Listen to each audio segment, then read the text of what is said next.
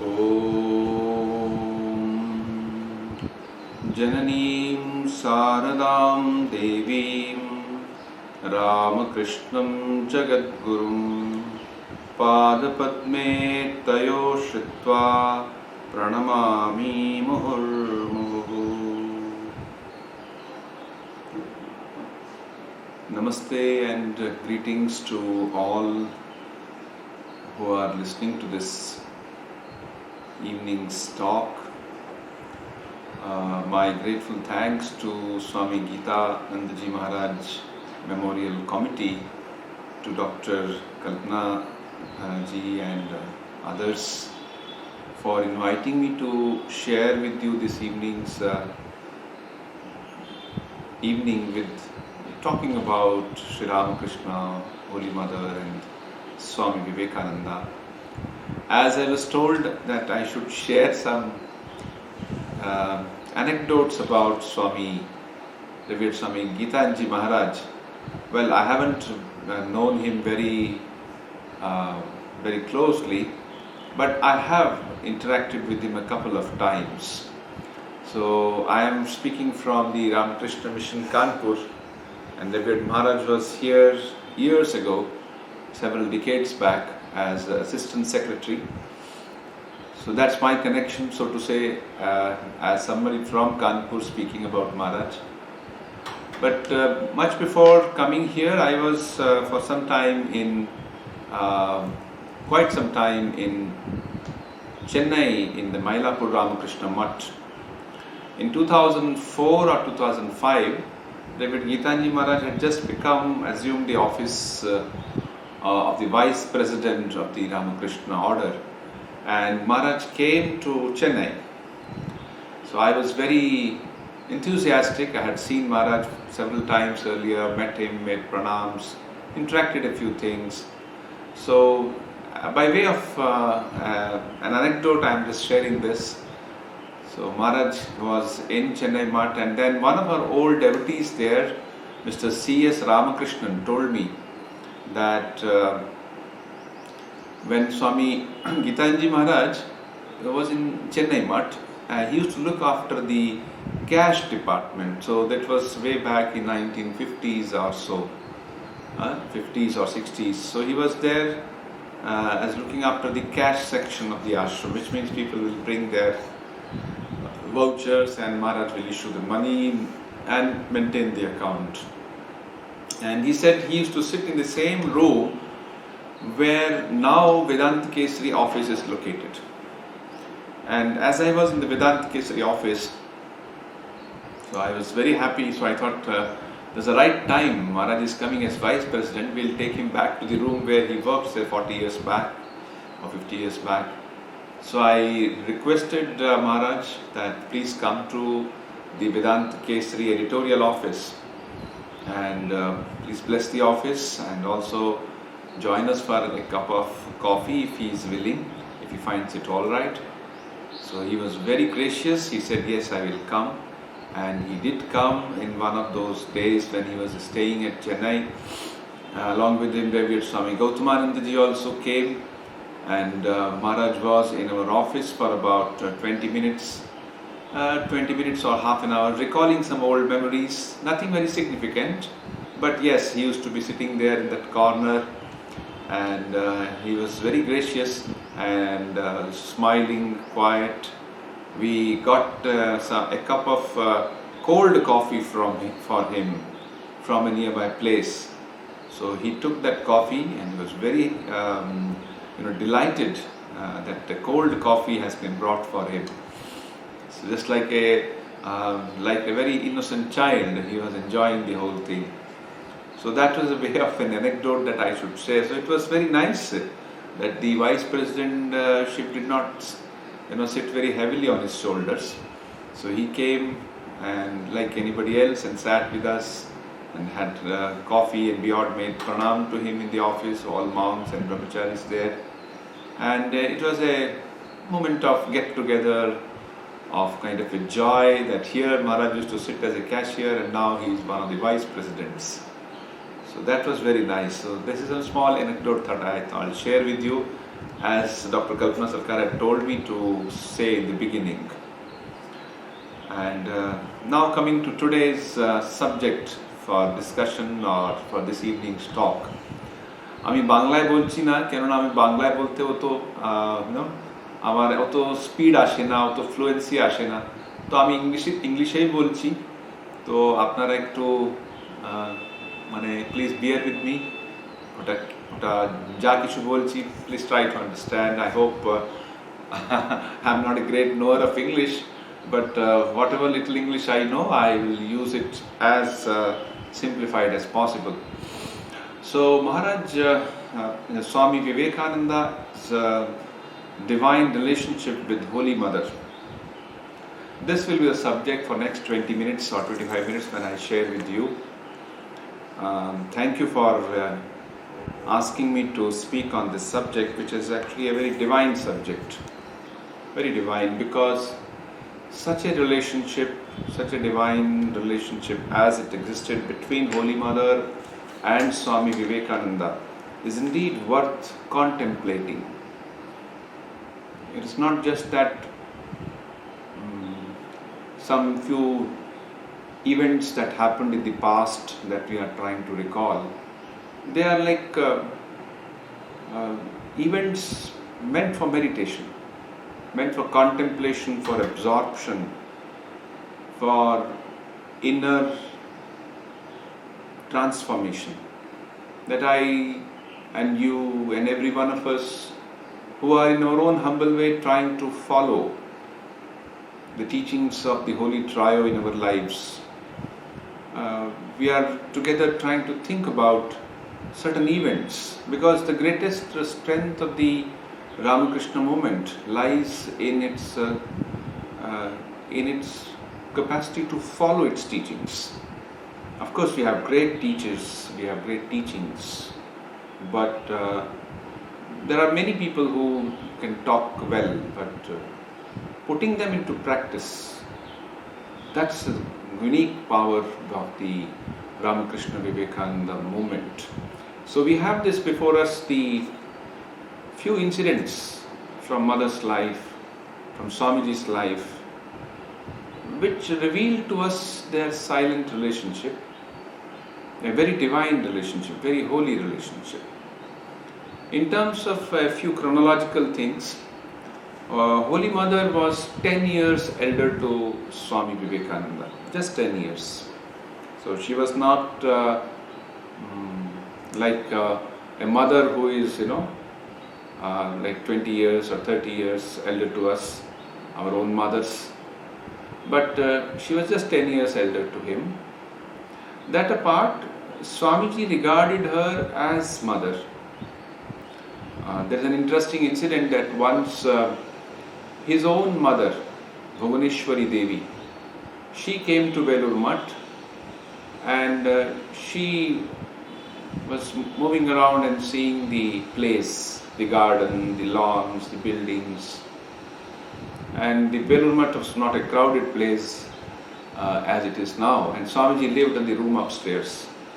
When Swamiji came to know that his mother has come, so he rushed down and met her, offered her Pranaram, and then she kind of praised him that for so nice that you are doing all these things. To which he became a bit annoyed and said, "Why are you saying all this, that I have done all these things? It is all by the grace of the mother that all this have been done." So that's how Swamiji looked upon Holy Mother. So it is a very remarkable thing that when Sri Ramakrishna was physically alive, she would look after these disciples, these young would-be monks, disciples of Sri Ramakrishna. And there's all the 16 direct disciples, and also the various householder disciples, like they say around 26 of them. They all of Sri Ramakrishna, they would come, and mother would often cook for them, so it's not an easy job. And whenever Naren would come, as Swamiji was known Whenever Naren would come, she will prepare, chola dal and mota roti. So she knew that he loved it. Once, when in the beginning she was not aware of it, when he came and he had his food, then Sri Ramakrishna asked him, how was it? He said it was a sick man's food. Then Sri Ramakrishna instructed mother, see that whenever he comes, make mota roti and chola dal. So, and mother would be always happy to do that. Not a divine relationship existed between them. She knew that Naren, or future Vivekananda, was going to be an extraordinary person, and he had a world mission, and she actually expressed it when he returned from the West. We know that when Swamiji went to the West, he was a bit shaken whether I should go there or not. So he was traveling across India and he went to America. But before that, he was in Chennai. And from there, he wrote a letter to mother, who was in Jairambati at that time, that I am planning to go to America to take part in the Parliament of Religions there. I seek your permission and seek your blessing. Is this all right? Kind of permission seeking, like a child asking his mother, mother, can I go there? So in the same way, he wrote a letter. Then she immediately replied without delay. We find from the biography of mother that mother knew such a letter was to come. She immediately replied that, yes, my child, you will go to America. Sri Thakur is with you. You will definitely do wonderful things there.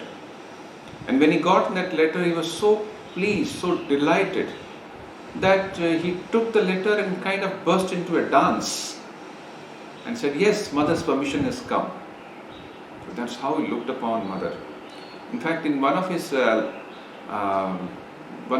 lectures on Sri Ramakrishna, Swamiji has given a couple of small lectures, 3 or 4 of them of lectures on Sri Ramakrishna. He describes Holy Mother as a silent supporter for these young people who were trying to give themselves to the ideal of God realization. Which means after the passing of Sri Ramakrishna, these young disciples, when they set up the monastery, and there were people who were not very helpful to them.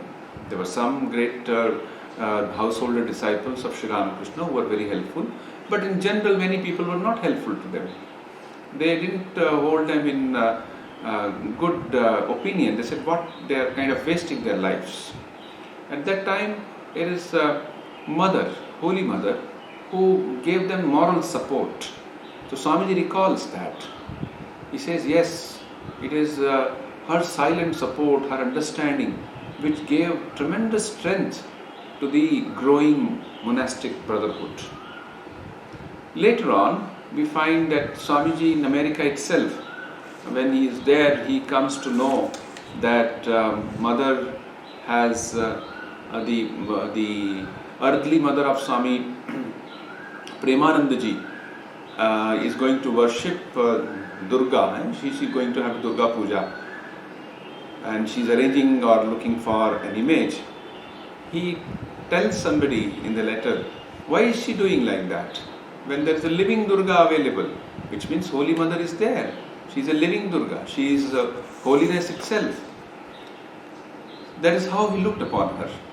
So it's not a simple relationship between the son and this mother, but a divine relationship, as I said in the beginning. It is the mother being looked upon as the Devi herself. When Swamiji returned from the West and he went to Kolkata, in between he went to Darjeeling and finally returned, he met mother, met her at her house. It was a very divine thing. Those who have seen that and they have recorded it, that he stood there like a small baby prostrating before her without touching her feet. and waiting what she will say. And he then whispers in the ears of others who are around him, make pranam to her, but don't touch her feet. She is so affectionate, she is so gracious, and she is so compassionate. If you touch her feet, she will draw in all your kind of sins and make you pure. And because she will draw in all those things, she will undergo a lot of physical suffering. So don't trouble her. So that is how he looked upon her. So people did follow what Swamiji said. And we also know how Swamiji would always consult Holy Mother. He will look upon her as like a supreme authority. So because he had heard from Sri Ramakrishna that the Holy Mother is divinity and she is Saraswati, she is the one who has come to give the knowledge. So therefore, when there are several incidents to illustrate this point. So when Holy Mother was consulted on several occasions by Swamiji, when various things happened, like when the idea came of starting the Ramakrishna mission and Swamiji had that feeling, and during the first meeting after return from the West, he expressed to Mother this idea. Mother said, yes, don't worry, it will happen. And Mother was such a reservoir of spirituality and of peace and blessing that whatever she desired, it happened. And if she said, yes, this will happen, this had to happen. And when finally the Ramakrishna mission was founded, we are so glad, we are so grateful that now 125 years have passed and this great Sangha and the great work that's happening, this great tradition that's going on, continues to flourish. It's not a small thing. In these 125 years, so many ups and downs. India has become free. We have passed through several periods of the history, like there were wars and then there was famine and then so many ups and downs in different levels. But the silent work inspired by Swamiji and the Holy Mother, of course Sri Ramakrishna is at the core of it. It has continued, and Swamiji says it will continue for another 1,000 years. Well, Holy Mother, after the founding of Ramakrishna Mission, on several Sundays there used to be meetings of the Ramakrishna Mission, monthly meetings or weekly meetings, and Mother used to be present. She would be listening to the discussions, what discussions are happening, because that was something new for many people. We were devotees, we were great admirers and trying to be followers of Sri Ramakrishna, but now making into an organization, into a more well-knit system. It was something new. So Mother gave all support for that. She herself used to be present and listening to those discussions.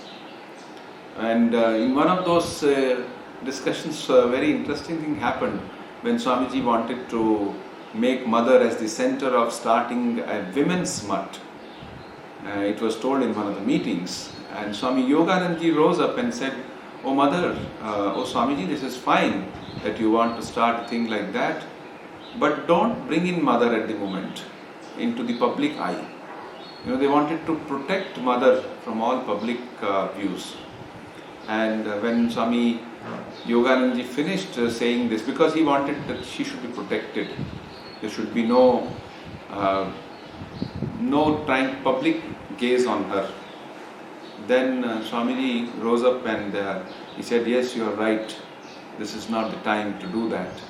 But of course, Swamiji's idea of starting a women's mutt did flourish further, and in 1953 the Sarada Mutt was founded. We all know that. Now we have its headquarters in Dakshineshwar and with several branches across India. When Swamiji wanted to do Durga Puja in Belur Mutt, and that time he again approached Mother. When Mother came to Belur Mutt, Belur Mutt was established, and the Mother came several times. According to the biography of Holy Mother and Swami Vivekananda, we find that Mother has come to Belur Mutt more than 7 times or 8 times. So she has blessed the place, and In some part of the Belur Math she has stayed, and she has sanctified the whole land. And when Durga Puja, suddenly Swamiji's mind came that the Durga Puja should be started. So in Durga Puja, again you need to have a sankalpa. So who will do the sankalpa, in whose name the sankalpa should be done? Finally it came to mother. She will be doing the sankalpa. In her name the sankalpa will be done. And even today in Belur Math, the sankalpa of the puja is done in Holy Mother's name. Again you see Holy Mother and Swamiji's deep understanding. When the plague got spread in the great pandemic plague, we have all passed through the corona pandemic. So more than 100 years ago there was this pandemic in Kolkata, and Swamiji gave himself to doing relief activity, and he needed money for that. At that time, again, it was when they were running short of money, Swamiji thought of selling of the land of Belur Math, which had been acquired after much financial support and struggle from various people, especially a Western person. When Holy Mother came to know that, she made a remarkable statement. She said, "No, how can you do that?" I'll read what Mother has said, that this is a remarkable thing.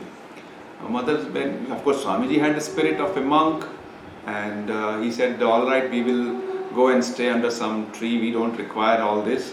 But then Mother said, this is what she said, I'll read this from her biography. Holy Mother said, "My son, no, you cannot sell the mutt property. This is not your mutt. It belongs to the Master. You are my heroic sons. You can spend your lives under the trees. But those of my children who will come in the future will not be able to live under the trees. The mutt is for them. Will the purpose of Belur Math end after conducting only one relief work? The objectives of the Master's mission are many. The infinite ideas of the Master will spread all over the world in the future. His mission will continue through the ages."